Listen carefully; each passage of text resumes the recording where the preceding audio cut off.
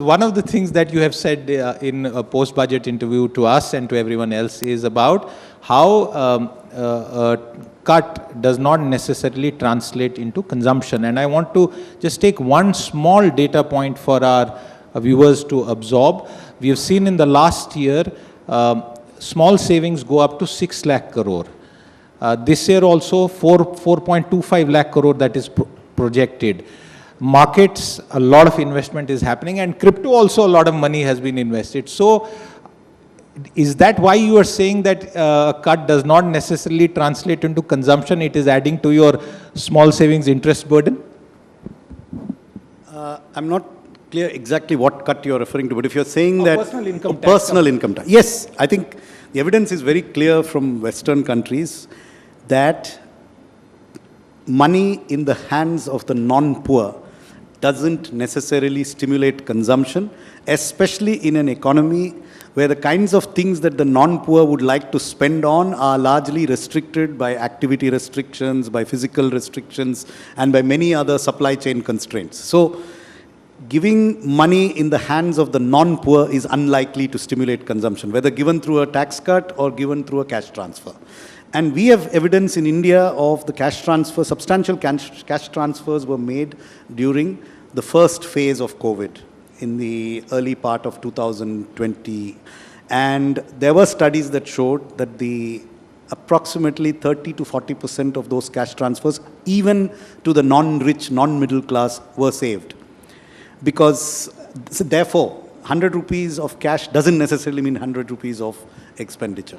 Are we back at our, decade back rate of savings? Are we back as a nation of savers which used to contribute to our economy quite well and forced interest rate cuts? I'm afraid I don't know exactly what the numbers are, but I don't think we are back to those savings levels yet. All right.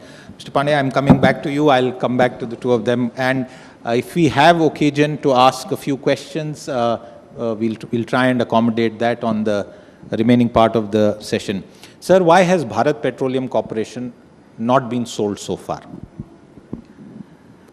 Well, I think it's been really caught up in energy transition, I think so. Because, we had the bids, initial bids, the qualified bidders, but we want them to come ready for the financial bid, and we are getting a little bit pushback on this.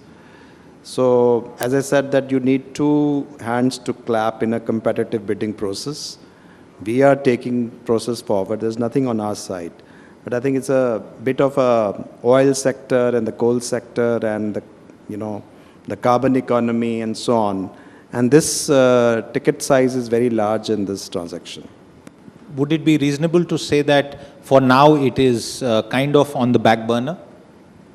It's not on the back burner. What I'm saying is that, they should be ready to bid, financial bid.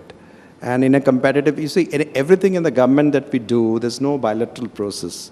We go through the financial bidding process, and we try and, as I said, we try our best to see that our structure of our transaction is not really adversarial. I mean, it is conducive to divestment, and that's how we go to the market.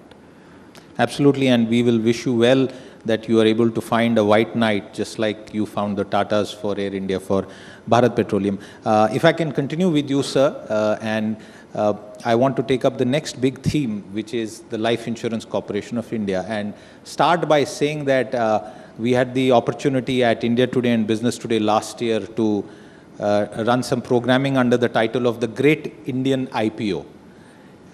Where does the Great Indian IPO stand, sir? For a general mass audience, if you could offer more details. The Great Indian IPO is slated for March, and our DRHP will be filed this week with the SEBI.